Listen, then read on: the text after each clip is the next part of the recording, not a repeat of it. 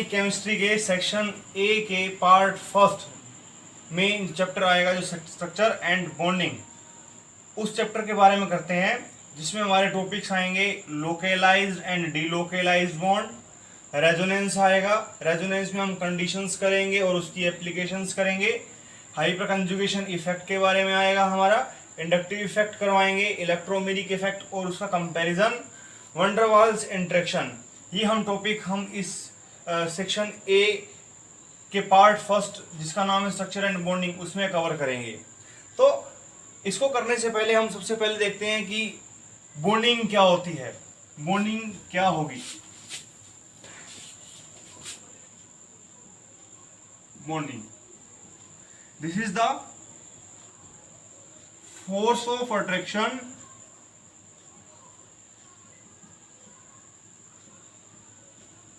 present between the molecule that holds atom together are called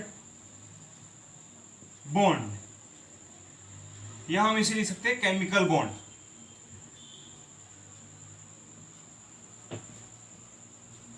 हमारा bond तीन तरह से डिफाइन करेंगे, यानी तीन टाइप का होगा।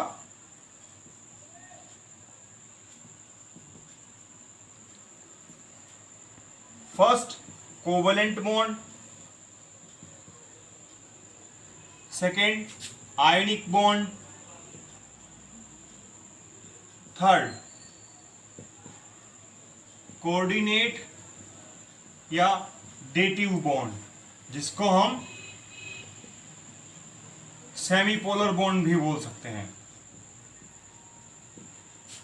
तो सबसे पहले देखते हैं कोवलेंट बॉन्ड क्या होगा।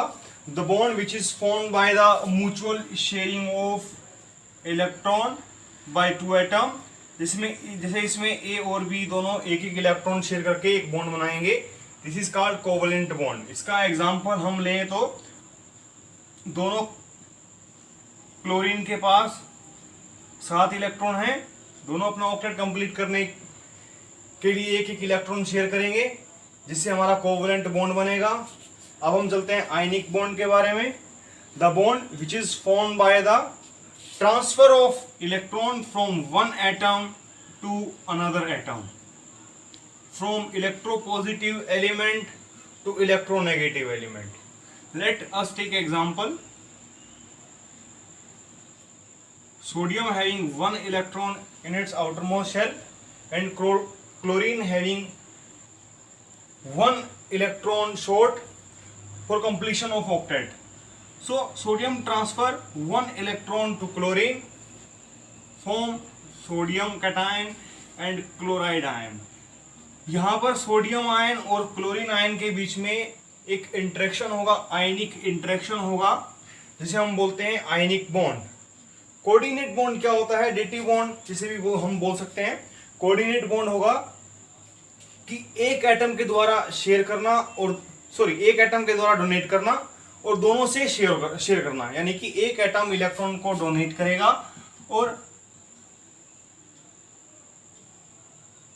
दोनों एटम उसके इलेक्ट्रॉन को शेयर करेंगे।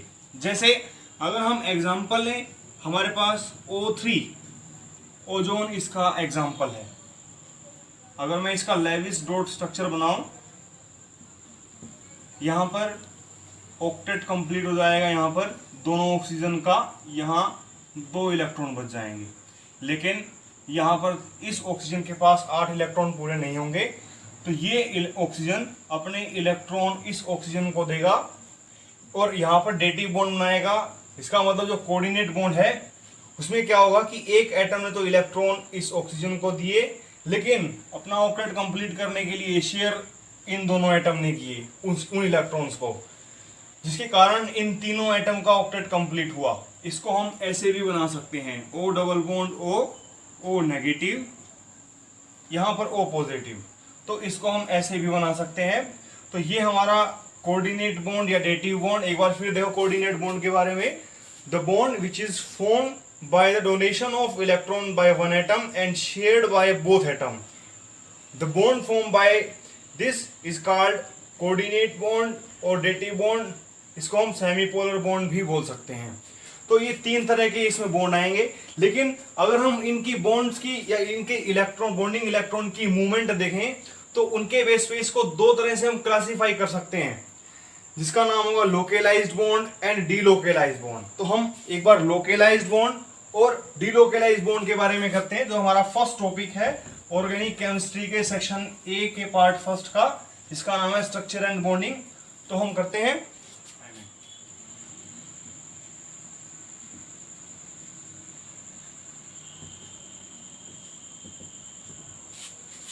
The bonding electron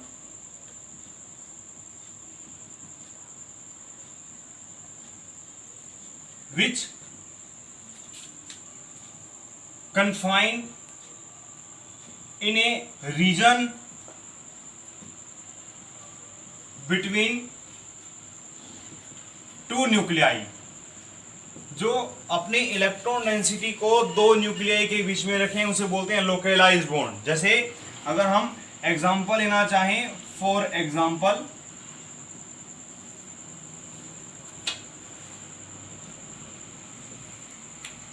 H2 molecule, यहां पर अगर हम देखें, यहां पर H2 मॉलिक्यूल में एक हाइड्रोजन ने अपना इलेक्ट्रॉन दूसरे हाइड्रोजन से शेयर किया, बॉन्ड बनाया। अब इसकी जो इलेक्ट्रॉन डेंसिटी है केवल इन दो न्यूक्लियाई के बीच में ही रहेगी। ऐसे ही हमारे पास CH2 डबल बॉन्ड CH2 ये है, जिसमें बॉन्डिंग इलेक्ट्रॉन जो इसके इस C और इस C के बीच में रहेंगे, जिसे हम बोलते हैं लोकेलाइज्ड बॉन्ड। जब बॉन्डिंग इलेक्ट्रॉन दो न्यूक्लियाई के रीजन के बीच में ही रहे उसे बोलते हैं लोकेलाइज्ड बॉन्ड। जब बॉन्डिंग इलेक्ट्रॉन इन दो रीजन से हटकर सेवरल एटम पर इसकी डीलोकेलाइजेशन हो जाए, इसके इलेक्ट्रॉन की, बॉन्डिंग इलेक्ट्रॉन की, उसे हम बोलते हैं delocalization bond. Delocalized bond, delocalized bond, bonding electron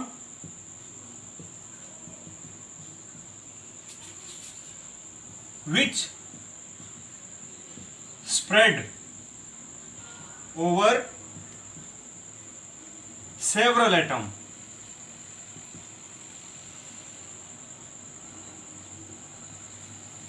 or nuclei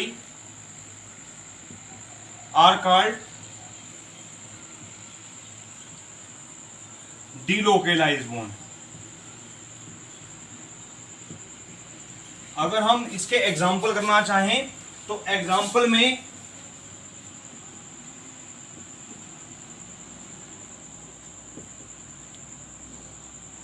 CH2 double bond CH,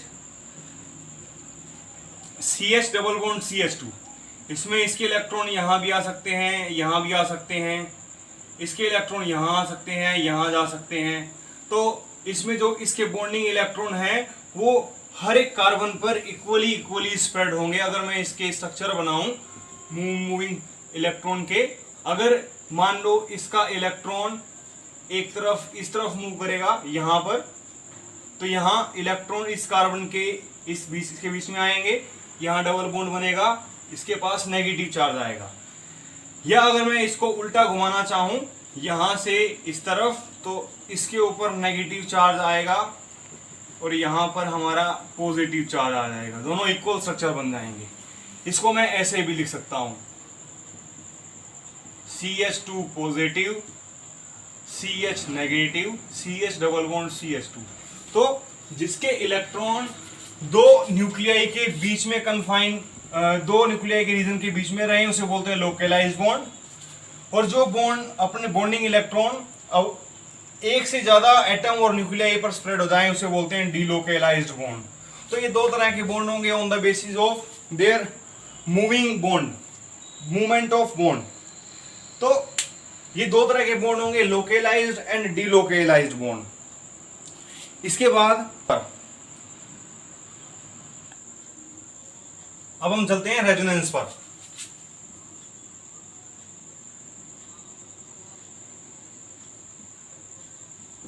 देखो कंसेप्ट ऑफ रेजोनेंस क्यों इंट्रोड्यूस किया गया उसको इंट्रोड्यूस किया प्रॉपर्टी ऑफ मॉलिक्यूल को एक्सप्लेन करने के लिए।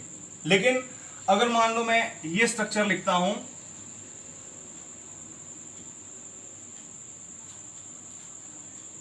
तो अगर मैं इस स्ट्रक्चर के जरिए मैं इलेक्ट्रोफिलिक रिएक्शन करवाना चाहूंगा कि इलेक्ट्रोफिलिक रिएक्शन कहां हो सकती है, या ये कह सकते हैं कि इसकी इलेक्ट्रॉन डेंसिटी कहां, इसमें अगर ये पूछना चाहें कि इलेक्ट्रॉन डेंसिटी कहां इंक्रीज होती है, इसकी इलेक्ट्रॉन डेंसिटी कहां ज्यादा होती है, तो हम इस स्ट्रक्चर को देखकर तो बता नहीं सकते कि इलेक्ट्रॉन डेंसिटी कहां ज्यादा होती है।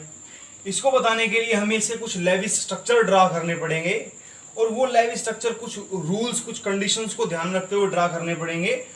और मान लिया कि इसमें ये बताना हो इलेक्ट्रॉन डेंसिटी कहां लाई करती है, तो इसमें क्या करते हैं, हम कुछ स्ट्रक्चर लिखते हैं।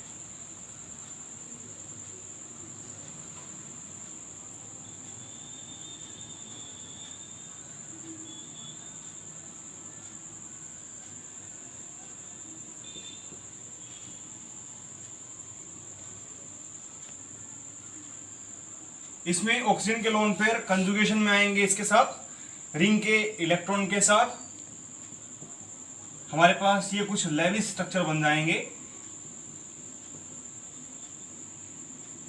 दे are differ in the position of electron, not in the position of atom.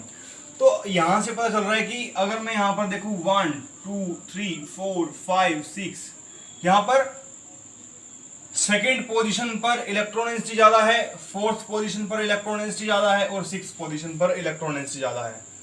तो हम अकेले इस स्ट्रक्चर को देखकर ये नहीं बता सकते कि कहां उसकी इलेक्ट्रॉन डेंसिटी ज्यादा है। तो उसके लिए हमें क्या किया, उसके कुछ लेविस स्ट्रक्चर ड्रा किए। तो एक अकेला उस मॉलिक्यूल की पूरी प्रॉपर्टी को एक्सप्लेन नहीं करता, इसीलिए हमें अलग अलग उसके लेविस स्ट्रक्चर ड्रा करने पड़ेंगे। उन अलग अलग लेविस स्ट्रक्चर को ड्रा करने के लिए कुछ कंडीशंस फॉलो करनी पड़ेगी, और जो अलग अलग लेविस स्ट्रक्चर ड्रा करते हैं उसे बोलते हैं कंट्रीब्यूटिंग स्ट्रक्चर। और इन स्ट्रक्चर को मिलाकर इनका एक रेजोनेंस हाइब्रिड बनेगा, जो उसकी मोस्ट ऑफ प्रॉपर्टी को एक्सप्लेन करेगा। तो इस फिनोमिना को बोलते हैं रेजोनेंस।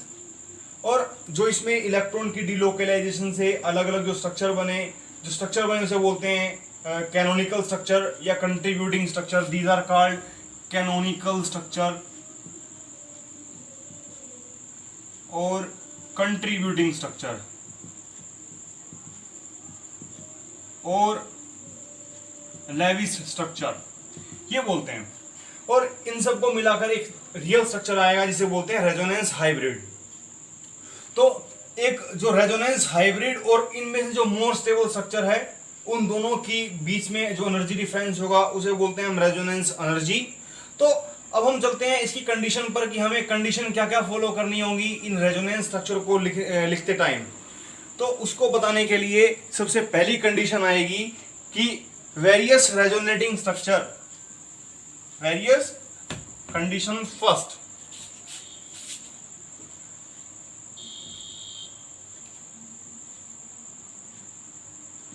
वेरियस लेविस या resonating structure, they differ from one another in position of electron, not in the position of nuclei. इसको समझने के लिए हमने लास्ट एग्जांपल देखा था फिनोल का, एक और एग्जांपल हम देखते हैं इसको समझने के लिए। देखिए अगर मैं इसका रेजोनेटिंग स्ट्रक्चर ड्रा करूं तो ये यहां जाएगा, ये यहां पर CH2 नेगेटिव, N यहां पर पॉजिटिव, N ये बन जाएगा इसका। या मैं अगर इसके बारे में इसका एक और रेजोनेटिंग स्ट्रक्चर ड्रा करता हूं CH2 negative, N double bond N positive, ये हमारे पास इसका स्ट्रक्चर आएंगे जिसमें तीन जो हमारे पास लेविस है रेजोनेटिंग स्ट्रक्चर है। They differ in only position of electron, not in the position of atom. Second point, all resonating structure having same number of paired and unpaired electron। अगर हम इन स्ट्रक्चर की बात करते हैं तो इनमें नंबर ऑफ पेयर्ड और नंबर ऑफ अनपेयर्ड इलेक्ट्रॉन बिल्कुल सेम रहेंगे। या अगर हम एक सिंपल सा एग्जांपल और अगर हम देखना चाहें इसमें नंबर ऑफ पेयर्ड और अनपेयर्ड इलेक्ट्रॉन को लेकर, तो इसमें पेयर्ड इलेक्ट्रॉन 2, अगर हम इसका रेजोनेटिंग स्ट्रक्चर लिखना चाहें,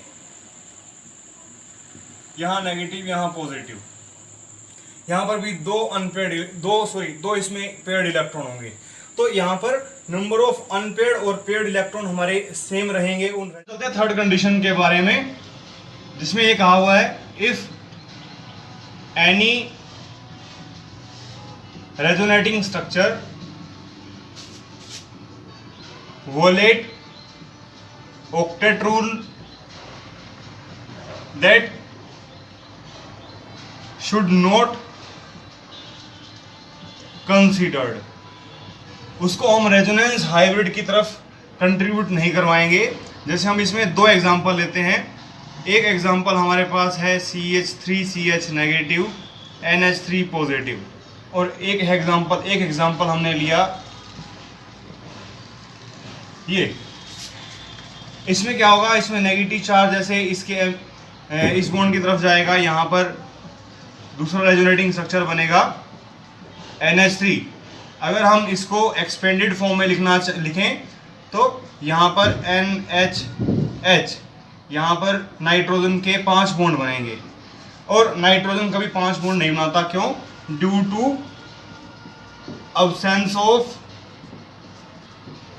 डी ऑर्बिटल।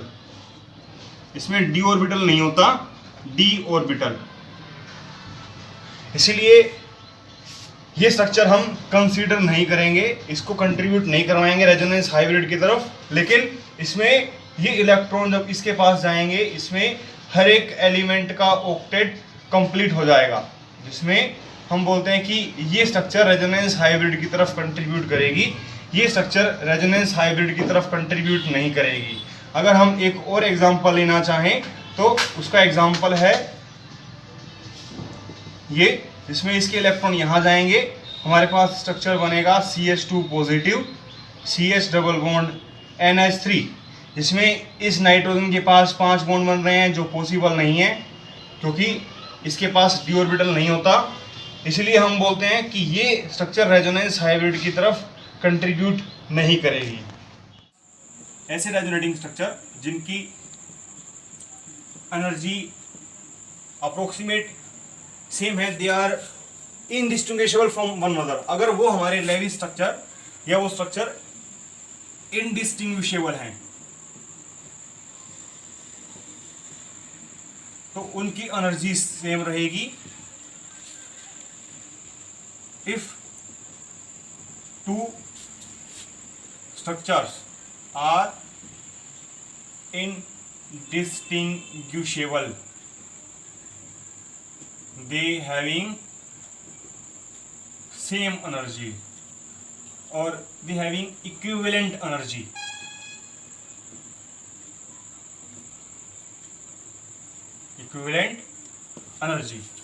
तो इनकी एनर्जी इक्विवेलेंट रहेगी अगर हमारे स्ट्रक्चर इनडिस्टिंग्विशेबल होंगे।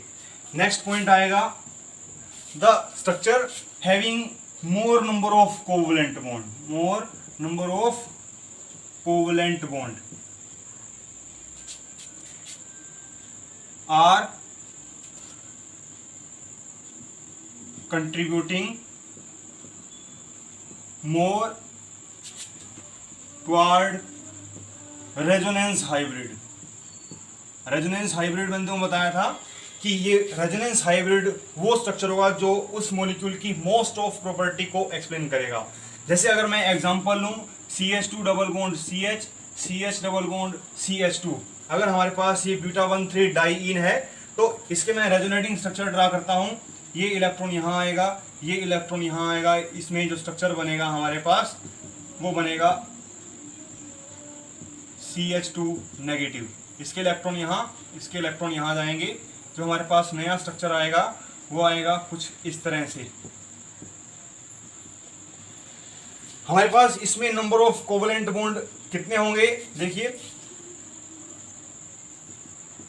1 2 3 4 5 6 7 8 9 10 11, इसमें 11 नंबर ऑफ कोवलेंट बॉन्ड होंगे। अगर मैं इसमें बात करता हूं, इसमें हमारे नंबर ऑफ कोवलेंट बॉन्ड 2 3 4 5 6 7 8 9 10, इसमें 10 नंबर ऑफ कोवलेंट बॉन्ड होंगे। तो जिसमें कोवलेंट बॉन्ड ज़्यादा होते हैं वो हमारी स्ट्रक्चर ज़्यादा रेजोनेंस हाइब्रिड की तरफ कंट्रीब्यूट करेगी, वो हमारी मोस्ट ऑफ प्रॉपर्टी को एक्सप्लेन करेगी। लेकिन हमारे पास इस बात के लिए एक एक्सेप्शन है कि हमेशा ऐसा नहीं हो सकता कि जिसमें ज़्यादा नंबर ऑफ कोवलेंट बॉन्ड हो वही रेजोनेंस की तरफ ज़्यादा कंट्रीब्यूट करेगा। हमारे पास वो ज़्यादा स्टेबल स्ट्रक्चर भी हो सकती है कि जिसके पास more number of covalent bond नहीं है। जैसे अगर हम एग्जांपल लें तो हमारे पास एग्जांपल होगा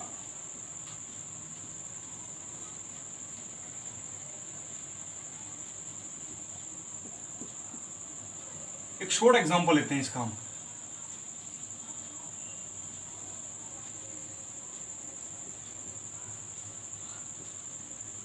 देखिए हमारे पास ये स्ट्रक्चर है, इसके इलेक्ट्रॉन यहां जाएंगे,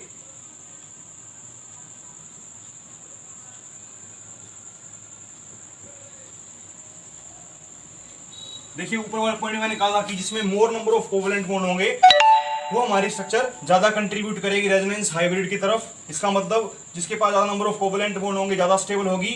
लेकिन मैं इस बात की एक एक्सेप्शन बता रहा हूं कि जिसमें ज्यादा नंबर ऑफ कोवलेंट बॉन्ड नहीं है, एक बॉन्ड कम है इस स्ट्रक्चर से, लेकिन फिर भी ये ज्यादा स्टेबल है।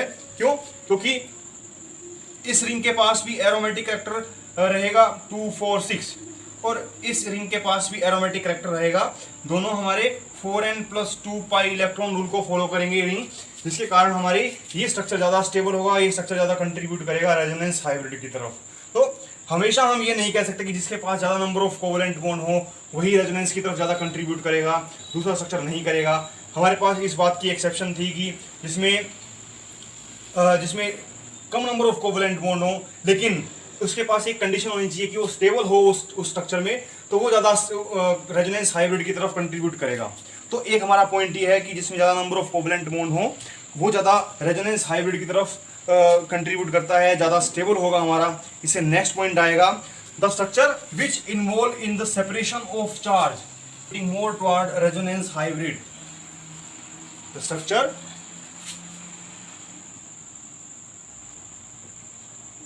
which involve in separation of charge, the structure which involve in the separation of charge which having higher energy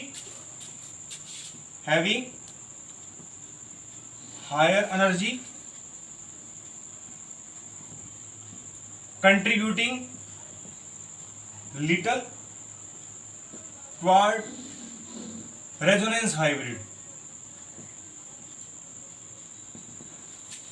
जो स्ट्रक्चर सेपरेशन ऑफ चार्ज में इन्वॉल्व होगा वो स्ट्रक्चर रेजोनेंस हाइब्रिड की तरफ कंट्रीब्यूट नहीं करेगा। इसका एग्जांपल बताते हैं हम। देखिए CH2 double bond C, CH double bond CH2, हमारे पास ये स्ट्रक्चर है। और अगर मैं इसका रेजोनेटिंग स्ट्रक्चर, इसके लेविस स्ट्रक्चर बनाना चाहूँ, CH2 पॉजिटिव, CH यहाँ पर नेगेटिव, ये स्ट्रक्चर अब सेपरेशन ऑफ चार्ज पॉजिटिव और नेगेटिव, ठीक है, सेपरेशन ऑफ चार्ज में इन्वॉल्व हो रहा है, जिसके कारण ये स्ट्रक्चर कंट्रीब्यूट नहीं करेगा तो बहुत कम करेगा रेजोनेंस हाइब्रिड की तरफ। लेकिन ये स्ट्रक्चर जिसके पास सेपरेशन ऑफ चार्ज नहीं है वो स्ट्रक्चर हमारे पास रेजोनेंस हाइब्रिड की तरफ ज़्यादा कंट्रीब्यूट करेगा। लेकिन अगर हमारे पास स्ट्रक्चर ज़्यादा हो, 2 से ज़्यादा हो, अगर मुझे ये हमारा है फर्स्ट, ये है हमारा सेकंड, अगर मैं और दिखाना चाहूँ CH2 पॉजिटिव, इसके इलेक्ट्रॉन यहाँ पर, इसके इलेक्ट्रॉन यहाँ पर, CH2 negative, CH double bond CH2, अगर मैं इसे बोलते हैं थर्ड, अगर मैं 1 2 3 तीनों स्ट्रक्चर में कहूँ कि कौन ज़्यादा रेजोनेंस हाइब्रिड की तरफ कंट्रीब्यूट करेगा तो हम बोलेंगे फर्स्ट। अगर सेकंड और थर्ड में से पूछेंगे कि कौन ज्यादा रेजोनेंस हाइब्रिड की तरफ अगर कंट्रीब्यूट करेगा, तो हमें आंसर बोलना पड़ेगा थर्ड। क्यों? क्योंकि रेजोनेंस हाइब्रिड में जो सेपरेशन ऑफ चार्ज में स्ट्रक्चर इन्वॉल्व होते हैं, तो उसमें प्लस और माइनस चार्ज जितना पास पास होंगे वो उतनी ज्यादा स्टेबल होगी, उतना ही ज्यादा वो रेजोनेंस की तरफ कंट्रीब्यूट करेगा, जिसके कारण हम बोलते हैं कि ये स्ट्रक्चर रेजोनेंस हाइब्रिड की तरफ ज्यादा कंट्रीब्यूट करता है। लेकिन फिर से वही इसमें एक्सेप्शन आ जाएगी कि ये स्ट्रक्चर हमारा रेजोनेंस हाइब्रिड, ये स्ट्रक्चर हमारा सेपरेशन ऑफ चार्ज में इन्वॉल्व नहीं हो रहा, लेकिन ये स्ट्रक्चर हमारा सेपरेशन ऑफ चार्ज में इन्वॉल्व हो रहा है। लेकिन इन दोनों में से हम बोलते हैं कि ये स्ट्रक्चर रेजोनेंस हाइब्रिड की तरफ ज़्यादा कंट्रीब्यूट करता है, ज़्यादा स्टेबल होता है, क्योंकि इसकी स्टेबिलिटी एरोमेटिक फैक्टर आने के कारण ज़्यादा हो रही है, जिसके कारण ये सेपरेशन चार्ज में इन्वॉल्व होते हुए भी रेजोनेंस हाइब्रिड की तरफ ज़्यादा कंट्रीब्यूट करेगा। ये इस पॉइंट की एक्सेप्शन है। एक हमारा नेक्स्ट पॉइंट आएगा इसमें। नेक्स्ट पॉइंट क्या होगा हमारा? नेक्स्ट पॉइंट होगा हमारा, नेक्स्ट पॉइंट करते हैं 7th point, the structure which have like charge on adjacent atom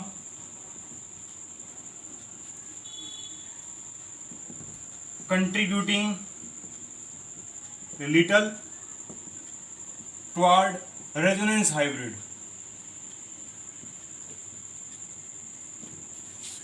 जिसमें साथ वाले एटम के ऊपर सेम चार्ज आ जाए। जैसे हमारे पास ये है RCO negative positive, CO negative positive, R। हमारे पास एडजेसेंट एटम के ऊपर सेम चार्ज आ गया, लेकिन सेम चार्ज आने के कारण ये बोलते हैं कि ये स्ट्रक्चर लिटिल कंट्रीब्यूट करेगी रेजोनेंस हाइब्रिड की तरफ, मतलब ये अनस्टेबल रहेगी। ये स्ट्रक्चर ज़्यादा कंट्रीब्यूट करेगी रेजोनेंस हाइब्रिड की तरफ। तो इसकी भी एक हमारे पास एक्सेप्शन है। हम बोलते हैं कि एक कंपाउंड है, ये कंपाउंड हमारा एरोमेटिक है और स्टेबल है, जिसके कारण ये बोलते हैं कि इसमें दोनों लाइक चार्ज एडजेसेंट एटम पर हैं, लेकिन ज़्यादा स्टेबल हैं। ये स्ट्रक्चर रेजोनेंस हाइब्रिड की तरफ ज़्यादा कंट्रीब्यूट करेगी। एक हम नेक्स्ट पॉइंट लेते हैं इसमें। नेक्स्ट पॉइंट हमारा क्या होगा कि positive charge on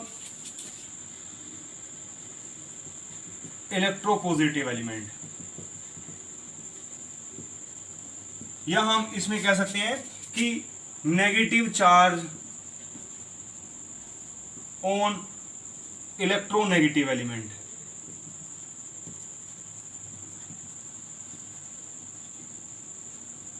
are more stable, more contributing toward resonance hybrid then negative charge on electropositive element। मैंने तुम्हें क्या बताया? मैंने बताया कि negative charge on electronegative element are more contributing toward resonance hybrid than negative charge on electropositive element और less electronegative element. इसमें negative charge on electronegative element are more contributing toward resonance hybrid than negative charge on electropositive element, या इसे बोल सकते हैं less electronegative element. तो इसका example क्या होगा? हमने शुरू में एक एग्जांपल लिखा था। अगर मैं इसके रेजोनेटिंग स्ट्रक्चर बनाऊं CH2 डबल बॉन्ड N, इसका इलेक्ट्रॉन यहां पर, इसका इलेक्ट्रॉन यहां बनेगा नेगेटिव चार्ज, यहां पर ये बीच में प्लस चार्ज है। अगर मैं इसमें इलेक्ट्रॉन यहाँ भेजना चाहूँ CH2 negative, N double bond N positive, देखिए यहाँ पर N के ऊपर प्लस चार्ज है, यहाँ पर CH2 के ऊपर नेगेटिव चार्ज है, और यहाँ पर CH2 के ऊपर नेगेटिव चार्ज है, यहाँ पर नाइट्रोजन के ऊपर पॉजिटिव चार्ज है। देखिए नाइट्रोजन के ऊपर पॉजिटिव चार्ज तीनों स्ट्रक्चर में है, लेकिन इस स्ट्रक्चर में नाइट्रोजन के ऊपर नेगेटिव चार्ज है और इन दो स्ट्रक्चर में कार्बन के ऊपर नेगेटिव चार्ज है। इस रूल के अकॉर्डिंग, इस कंडीशन के अकॉर्डिंग नेगेटिव चार्ज नाइट्रोजन पर जो मोर इलेक्ट्रोनेगेटिव एलिमेंट है ज़्यादा स्टेबल होगा, ये स्ट्रक्चर ज़्यादा कंट्रीब्यूट करेगी रेजोनेंस हाइब्रिड की तरफ as compare to other structure. जैसे अगर हम और किसी और स्ट्रक्चर के बारे में बात करें, जैसे for example CH2 double bond CH double bond CH2 OCH3, इसमें इसके इलेक्ट्रॉन यहाँ जाएंगे, इसके यहाँ पर, इसके यहाँ पर, इसका रेजोनेटिंग स्ट्रक्चर बनेगा CH2 negative CH double bond CH double bond O plus में CH3। इसमें ये न्यूट्रल स्ट्रक्चर है। और अगर मैं इसके भी आगे फर्दर और स्ट्रक्चर बनाऊं तो इसमें देखिए पॉजिटिव चार्ज यहाँ पर भी आ सकता है, CH2 negative CH positive CH double bond CH OCH3। इसमें इलेक्ट्रॉन यहाँ पर चला जाएगा, यहाँ पर CH2 negative CH positive CH यहाँ डबल बॉन्ड और यहाँ पर CH पॉजिटिव OCH3। तो इसमें देखिए मोर इलेक्ट्रोनेगेटिव एलिमेंट पर पॉजिटिव चार्ज अनस्टेबल होगा, तो ये लिटिल कंट्रीब्यूट करेगी रेजोनेंस हाइब्रिड की तरफ, ज़्यादा कंट्रीब्यूट ये करेगी क्योंकि इसके पास इसके पास नंबर ऑफ कोवलेंट बॉन्ड ज़्यादा हैं, ज़्यादा कंट्रीब्यूट ये करेगी। अगर हमें इन तीनों स्ट्रक्चर में देखना हो ज़्यादा कौन सा कंट्रीब्यूट करता है स्ट्रक्चर रेजोनेंस हाइब्रिड की तरफ, ये स्ट्रक्चर तो हमारा बहुत कम करेगा। क्यों? क्योंकि मोर इलेक्ट्रोनेगेटिव एलिमेंट पर प्लस चार्ज अनस्टेबल फील करता है, तो ये हमारा रेजोनेंस हाइब्रिड की तरफ कम कंट्रीब्यूट करेगा। अब बच गए ये दो स्ट्रक्चर, इन दोनों में सेपरेशन ऑफ चार्ज आ रहा है, जिसमें सेपरेशन ऑफ चार्ज जितना पास आएगा उतना ही ज़्यादा स्टेबल होगा। ज़्यादा स्टेबल ये है, फिर ये हमारा स्ट्रक्चर होगा। तो ये हमारा स्ट्रक्चर इस तरह से रेजोनेंस हाइब्रिड में कंट्रीब्यूट करेंगे। लेकिन इस बात की हमारे पास एक्सेप्शन है कि जो negative charge more electronegative element पर कंट्रीब्यूट करता है और positive charge element less electronegative element पर अगर हो तो वो स्ट्रक्चर ज़्यादा कंट्रीब्यूट करेगा रेजोनेंस हाइब्रिड की तरफ। तो उसका एग्जांपल हम बताते हैं। देखिए हमारा मेन मकसद क्या होता है कि हमारा मेन मकसद होता है कि ऑक्टेट कंप्लीट करवाना। जैसे हमारे पास CH3 CH positive NH CH3 हमारे पास ये है, इसमें क्या होगा, इसके पास 6 इलेक्ट्रॉन है, ये अपने इलेक्ट्रॉन इसके MPT ऑर्बिटल को देकर इसमें हर एक एलिमेंट का ऑक्टेट कंप्लीट कर देगा, जिसके कारण हम बोलते हैं कि इसमें मोर इलेक्ट्रोनेगेटिव एलिमेंट आ गया और इसके ऊपर प्लस चार्ज आ गया। अगर रूल के अकॉर्डिंग देखें तो ये लेस कंट्रीब्यूट करेगा रेजोनेंस हाइब्रिड की तरफ। लेकिन इसमें एक पॉइंट में ये बात भी कही है कि उसका अगर ऑक्टेट कंप्लीट हो जाए तो वो हमारा मोर कंट्रीब्यूट करेगा रेजोनेंस हाइब्रिड की तरफ। या अगर हम इसमें ये देखें कि CH3 CH पॉजिटिव OCH3, इसमें ऑक्सीजन के इलेक्ट्रॉन इसके MPT ऑर्बिटल को मिलेंगे और यहाँ पर हर एक एलिमेंट का ऑक्टेट कंप्लीट हो जाएगा। ऑक्टेट की completion is the most important thing. यहाँ पर क्या होगा कि ये स्ट्रक्चर ज़्यादा कंट्रीब्यूट करेगा रेजोनेंस हाइब्रिड की तरफ, ये स्ट्रक्चर कम कंट्रीब्यूट करेगा रेजोनेंस हाइब्रिड की तरफ। तो ये हमारे कुछ कंडीशंस थी रेजोनेंस की।